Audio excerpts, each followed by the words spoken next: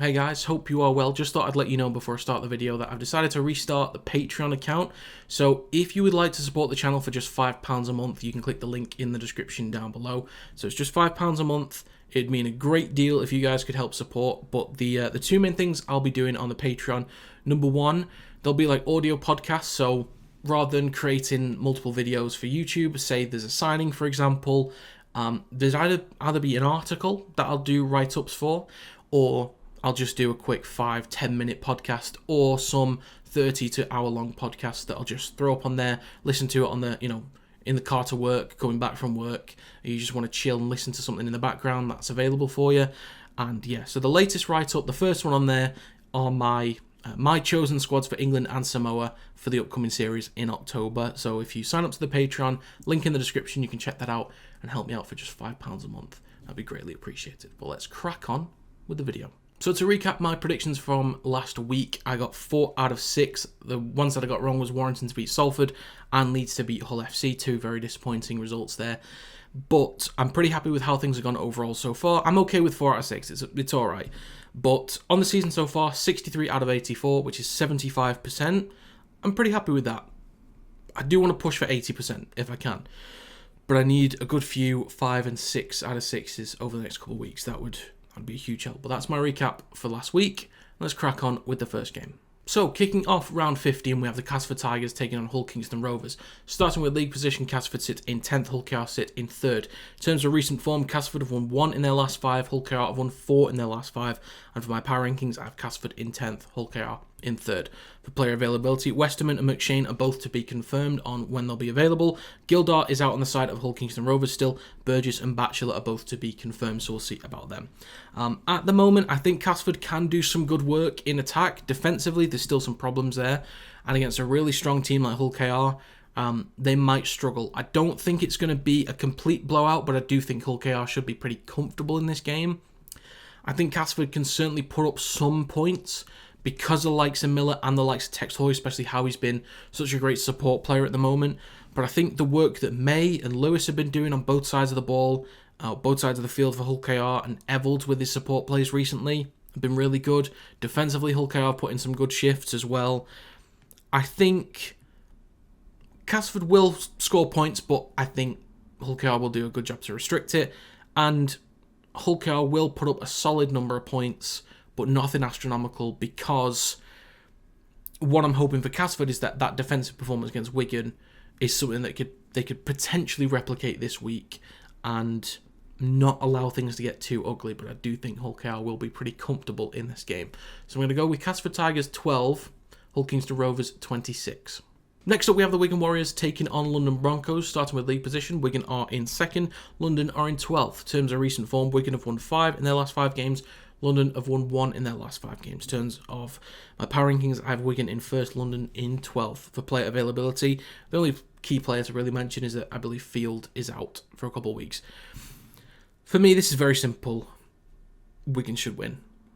The only way that they won't is if there are other key injuries as the game goes on, and if there are sin bins or red cards.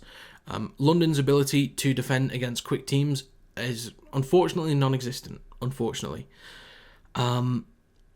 The only real saving grace here that would prevent London from conceding 50 points again is that Field won't be there. And when Wigan are without Field, Hampshire has to step in, and he does not produce at anywhere near the same level. And especially when he's at fullback, is a bit of a liability, unfortunately. Which is why I'd rather prefer that they just give one of the kids a go. Just let one of the young lads have a go and just set themselves up for the future.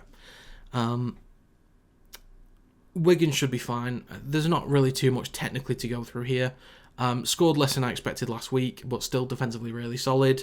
I will give London some points, and I will take a few off Wigan just because Field is missing, but I think French and Smith, they'll dominate, and then the forwards will just have a field day, to be honest. But I'm going to go with Wigan Warriors 36, London Broncos 6. Next up, we have Leeds Rhinos taking on Leigh Leopards. Starting with League position, Leeds are in 7th, Leigh are in 9th. In terms of recent form, Leeds have won 2 in their last 5 games, Leigh have won 3 in their last 5 games. And for my power rankings, I have Leeds in 9th, Leigh in 5th. For player availability, Ackers is to be confirmed this week, and on the side of Leigh, Holmes is to be confirmed, Asiata is still out, and Mulhern is expected to be in this week. Leeds are in a really bad spot at the moment. They are not looking good at all. Leigh, however, in attack, do need a little bit of work. Defensively, looking really good. Now, I do think that just purely based on the individuals that Leeds have got, they will find ways to put up points, and they will want to seriously turn things around after that performance against Hull FC last week, being embarrassed like that. Leigh should be pretty strong defensively, which is why I don't think Leeds will get anywhere near 20 points. I think they'll pick up some points. They'll pick up a very small chunk. But Leigh should be comfortable in this game. They should dominate when attacking the edges. As long as they've got more of a plan with the kicking game and they don't do anything stupid, they don't have constant mistakes, give away penalties, 6 agains. Leigh should honestly be fine in this game. I wouldn't be concerned for Leigh if they lost this one, but I'd be disappointed in them if they lost this game. Unless other things happen, like sin bins, red cards, they should win this game. Simple as that. And for them to be taken seriously and to continue to be taken seriously, this should be a straight up win for Leigh, without question. So I'm going to go with Leeds Rhinos 14, Leigh Leopards 22. Next up, we have Hull FC taking on the Warrington Wolves, starting with league position. Hull FC sits in 11th, Warrington sits in 4th. For recent form, Hull FC have won 1 in their last 5 games, Warrington have won 3 in their last 5 games, and for power rankings, I have Hull FC in 11th, Warrington in 4th. So for player availability, on the side of Hull FC, Keita, Houghton, and Pele are all to be confirmed. I'm not sure what the deal is with Pele at the minute, if he's still at York Knights or if he was recalled, I'm not too sure. But on the side of Warrington, Philbin is still out, Fitzgibbon is out for a few weeks, as well as Geordie Crowther, and Williams and Thulis should be back in this week. Atrocious performance from Warrington. I'm slightly scared this week, but I'd like to think they will be okay. If Williams is back in there, then I think Hull FC will struggle to deal with us defensively. As long as we're spreading the ball around, letting Matt Duffy attack the edges, we're getting quick play the balls, Hull FC will not touch us. But if we are completely predictable and Hull FC just have a little bit of defensive line speed, they can shut us down. And with what they're doing in attack, offloading the ball, creating second phases, being a little bit chaotic, playing off the cuff, Warrington do not like that at all. They do not like it. They get really disjointed and I've got no idea what to do. So there is a possibility that Hull FC can make this one interesting. A lot of people might, a few weeks back typically would have said, okay, Warrington are not losing this game. I do think Warrington will be fine. I really do. But I don't think it's going to be a great performance. I think Warrington will still win, but Hull FC will still have their moments and they'll be, the fans will be happy with some of the displays that they put on. Warrington fans, such as myself, will probably be slightly disappointed with the performance, but grateful for the 2 points. I sort of get the sense that that's what's going to happen. But yeah, Warrington need to get back to what they were doing, spreading the ball early in the tackle count, deep in their own half, going at teams early. We need George Williams to save us. For the love of God, please, please save us. Hull FC 12, Warrington Wolves 24. Next up, we have Catalans Dragons taking on Huddersfield Giants, starting with league position. Catalans sits in 6th.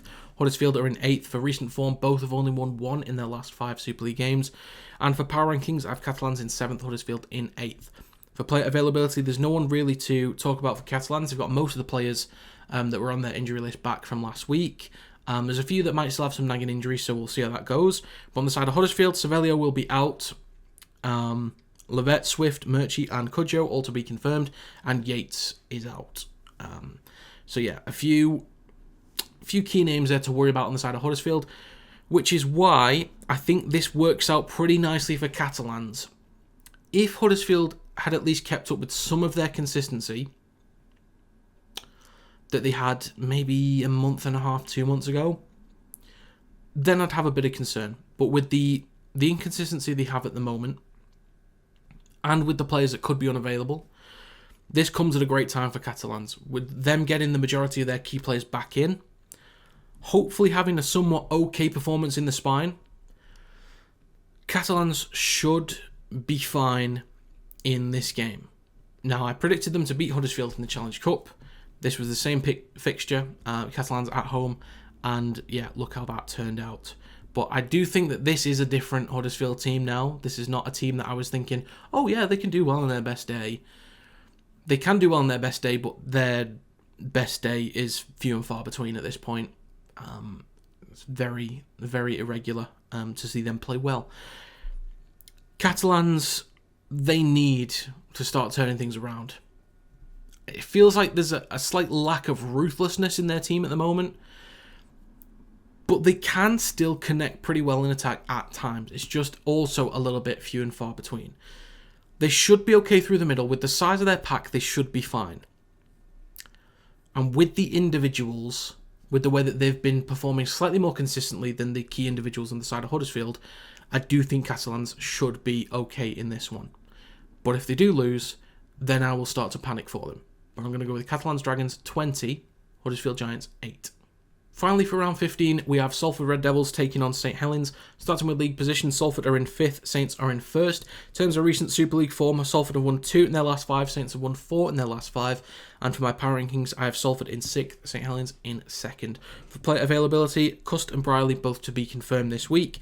And Makinson is to be confirmed for Saints. Knowles, Lomax and Batchelor all out for Saints in this round. I do think Saints should be fine in this one. I'm not going to completely write off Salford because I do think if they do what they did last week against Warrington, have that quick attacking speed, quick defensive line speed, create the second phases, they can cause anyone to struggle. And we saw when they previously played Saints, I know there was a red card in there that helped. Let's acknowledge that that's a fact. The red card helped. They were still somewhat competitive. They weren't miles off. And against most teams, I think Salford can really compete because they can be a bit of a bogey team. They can be awkward. And with their defensive and attacking speed, can certainly create opportunities and shut teams down.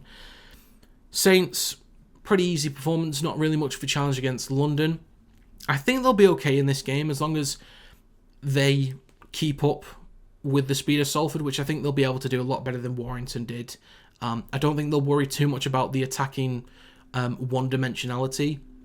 Lomax missing could be an issue, but Mbai looked completely comfortable, and I suppose as the weeks go by, he will feel more comfortable in that system with those players around him. So Mbai will be fine. Clark had a great performance. So I think this is possibly one of those games that could be a bit of a question mark. Salford could hang in there for the first half and then lose it late on. That's kind of how I feel it'll go. But is a bit of a bogey game, this one. This could throw it up, but I do think Saints should be fine. But it could be a somewhat competitive game. So I'm going to go with Salford Red Devils 16, St Helens 24. So to recap my predictions for this week, I'm going to take Hull KR, Wigan, Leigh, Warrington, Catalans and Saints all to win this week. If you've got your own predictions, do let me know in the comments down below. Also let me know how you got on last week. But that is going to be it. Thank you very much for watching, and I will see you next time.